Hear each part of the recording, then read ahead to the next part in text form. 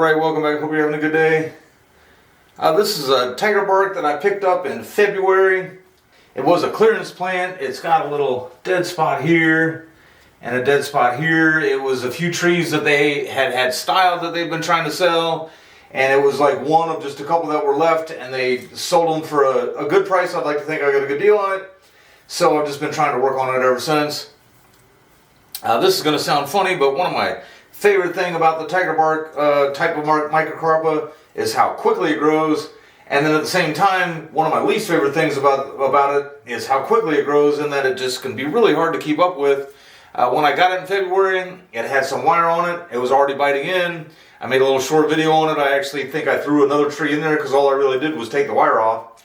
Then I did a video on it in May, and it was 3-4 weeks later. I had to take that wire off. It was biting in. And then, without making it sound like excuses or anything like that, I've just had so many distractions in life and everything. I haven't had a chance to do anything with it since. And boom, now here we are. Prune and defoliate the whole thing this time. Sometimes I don't. With the tiger barks, one of the things that one of the parts I don't like about it is when you take, say, a longer branch like this, if you defoliate completely and cut the end of it off, instead of getting more growth out of the end, it seems to get just a bunch of sprouts out of it, especially if you have it wired out laterally. But I think this tree is kind of big enough and vigorous enough to where if any of that really does happen, I can kind of just allow that to grow itself out.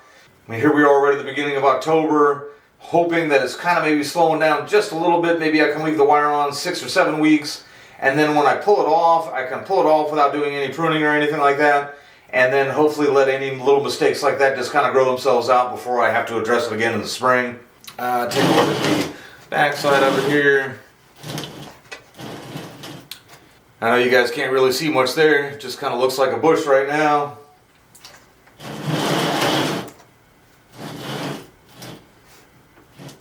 So before I get started, I'm going to do a couple things that require maybe a little explanation, and then after that it'll just be cleaning it up. I did notice this branch here seems to be the strongest out of all of them, and it is lignifying quite a bit. I already had a little initial movement in it. I was thinking about even trying to wire it to this bigger branch over here instead of like trying to wire these two together, but I decided since I do have it just in a training pot, I can go ahead and hook that to the pot. I may even bend that down a little bit further, but right now that I'm just doing that just so I can kind of see what I'm doing a little bit better. And then there was a couple of branches that I left on because they had it on for the original design, and Weigert's obviously knows a lot more about designing bonsai than I'll ever know. But I left them on, and that would be the one that is kind of coming out of the tree at the same place this one is, and I feel like it's just kind of in an awkward spot and unneeded, so I think I am just going to go ahead and take it off. And then the other one is basically this other thicker branch on this side coming out right with that, and I'm thinking that's also kind of awkward, and I'm going to go ahead and just pop that guy off. If it was springtime, I might even take some cuttings. These are such easy cuttings to grow. I might have been taking those as cuttings, but I think between this one and all the other ones I got plenty of cuttings to have in the future. And then the last one I'm going to do that is coming out of the apex here. This is where the wire really was biting in. It's growing quickly up here. And there's a branch coming out of the bottom here that is really awkward. But then that would be all I have on this side. And then this one is coming out like in a bar branch with this other one. And I'm just going to take this other one out and just hope that this one just kind of outgrows its awkwardness. And you probably can't really see much from this side. This side has the big chop mark on it. The other side has the dead mark on it. I would think this, from everything, that this would be the front.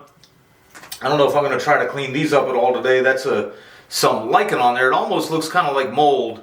I actually realized I have this on the sunny side of my yard, and I realized that it's getting a lot of shade from a tree that's actually grown over it as I've had it sitting there. And we've actually had a couple little tropical systems coming in. The early part of the summer we were getting almost no rain, and then now this part of the summer we're getting way too much. So I'm actually thinking with the defoliation and everything, that just may go ahead and let some air circulate in there and may take some of that out. Alright, I'm going to go ahead and just start getting to work here.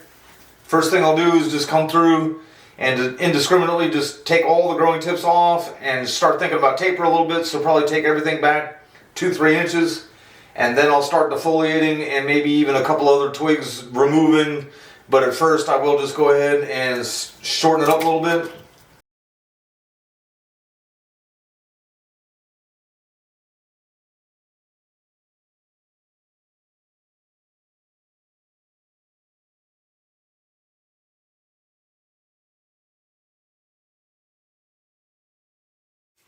Alright, so with some of the length off of some of that branching, I was able to kind of get a little bit of a better look here for you and everything. A couple things that, again, some things I've been noticing. I actually think they may have grafted this onto here. Not really sure if that's a graft or if it's just a odd place where a branch came out and got wired that way. It's a little awkward, but I am going to leave that one just simply because that would be a big bare spot over there. But then this little skinny guy here comes out at the same point that a branch comes out back here, and I think this one is just so skinny and out of place. I'll pull that one off, and then this is going to be really hard for you guys to see more than likely. I can tell it will be, but there is just right here at the bottom. I'm going to cut it off and then show it to you. There's a cluster of about 6 or 7 branches back here. And this one is almost the lowest of them and by far the skinniest, and it's just out of place. The rest of them are all like pencil size. That one's like pencil lead size or something. This one's even thicker and it's kind of on a different part of the trunk, but at the same time just out of place there. And now I'm just going to start defoliating. I mean, some other things you'll notice me doing. I do think about, once I get those in place, and I'll probably leave this guy wire on here when I'm done, but you don't want, branches coming off the bottom. So as I look, before I even start defoliating, I'll just take the branches off that I know aren't going to stay. And then overall, I wouldn't want that coming straight up.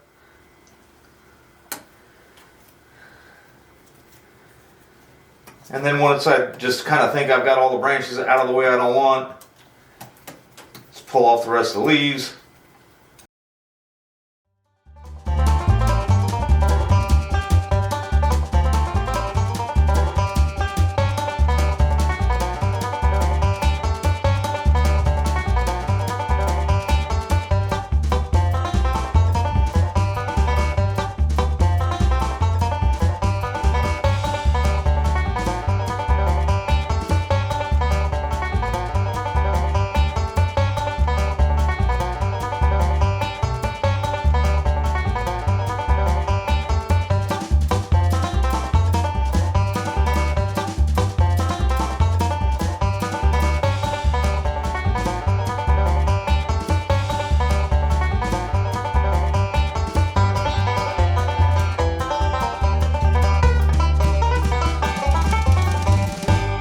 Alright, and I didn't mean to mention it right at the beginning again, that I would not be doing this if I didn't live in Florida. This is almost a second spring we get here in October. This thing will recover plenty. If I was moving this inside for the winter, I probably would have thinned it out a little bit. And then when summer comes around or spring comes around, you can put it back outside. At that point, I'd defoliate everything so that it would grow like all new, kind of like summer leaves. But down here, it's not really summer all year long. We definitely get the shorter days in the winter.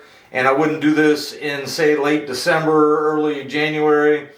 Or maybe I would. Really, this tree's got plenty of energy built up. But right here, beginning of October, plenty of time for this thing to recover. And so I'm not worried about it at all. I don't have enough patience to do the wire on video at all. I mean, I know I time-lapse a lot of the pruning and defoliating and everything. But with the wire, I really got to get in, and my hands would just be in the way the whole time, and it's going to take a lot longer. So go ahead and get that on. Like this one here, I know, like I'll take the guy wire off, I'll put the wire on, and then I'm going to put the guy wire back on, I do believe, And I think I'm actually going to wind up shortening it like this, just purely for the point of making a little bit more taper in it. And also these two branches are actually really close and kind of a little awkward. And it's getting a little long out this way, just to kind of bring it back into proportion.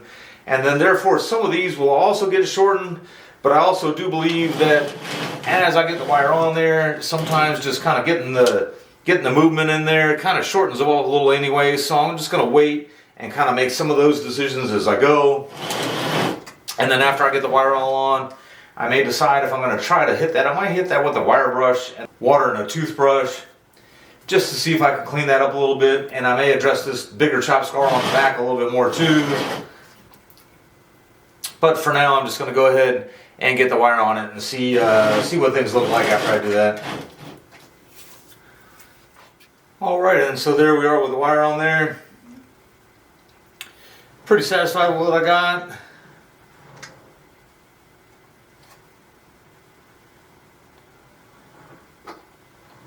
Not too bad for an amateur.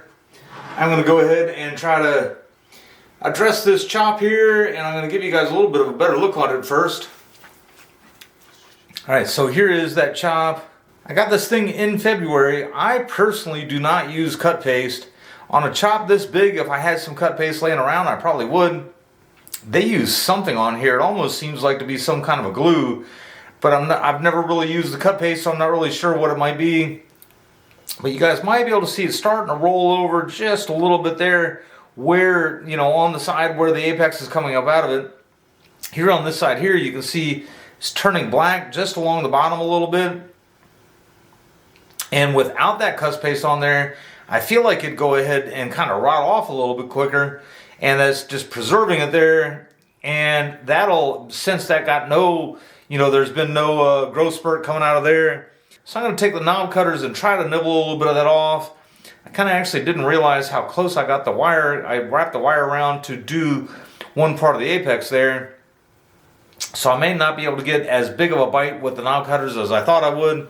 But at least I figure if I kind of nibble that off a little bit, maybe where this is, even here you can see, that's kind of where it stops healing. There's healing and then it stops like right there. And so maybe that healing will kind of keep going around a little bit. And I can also just kind of keep chopping at it as the years go on.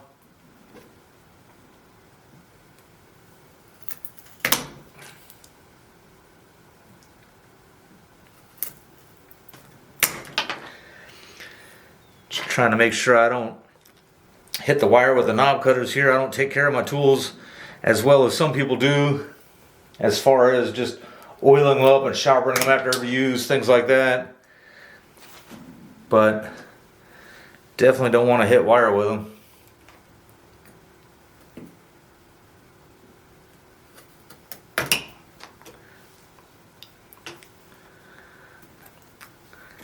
And then you can see that little bit of green right there. That's where it's been healing. See that ficus sap coming out of there. And then that is where, that's pretty hard up there. It's almost like some kind of wood hardener or something. So I'm going to leave it like that. Maybe take this corner out here just a little.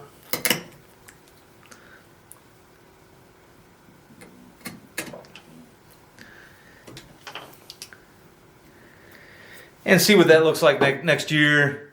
See if I need to work a little bit more.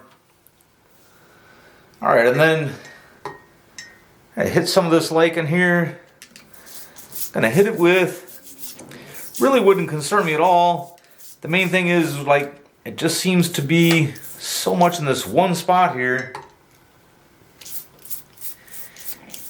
This is an organic soil, and I'd really rather not take the risk of having any vinegar trapped up in any organic soil. So what I'm going to do is hit it with some water in the toothbrush. It'll be really hard to show you all the way around. There's lichen all over the tree, and the smaller amounts, not even all that worried about. It's just one little section here that just seems to have more than it should.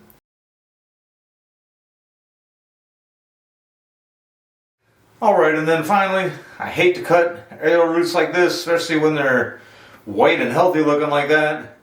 But honestly, even if I was going for the banyan look, you don't want it coming from the top and coming down like that and obscuring the whole trunk. And pop those two off. And then This one isn't really attached to anything. I'm going to take that one out. I'll leave this little small one in here, this one too. And then I think there's a little piece over here going. I'll leave those. That was where all that lichen was. I guess the toothbrush did take care of it. I haven't let it dry completely, but it's definitely not as bad as it was. Now it's going to get a ton more sun out there. It's a little dead spot here and a little dead spot underneath that too, which is another reason I was just kind of worried about all the lichen right around in there. Lots of growth in the proximity, but we'll see what happens.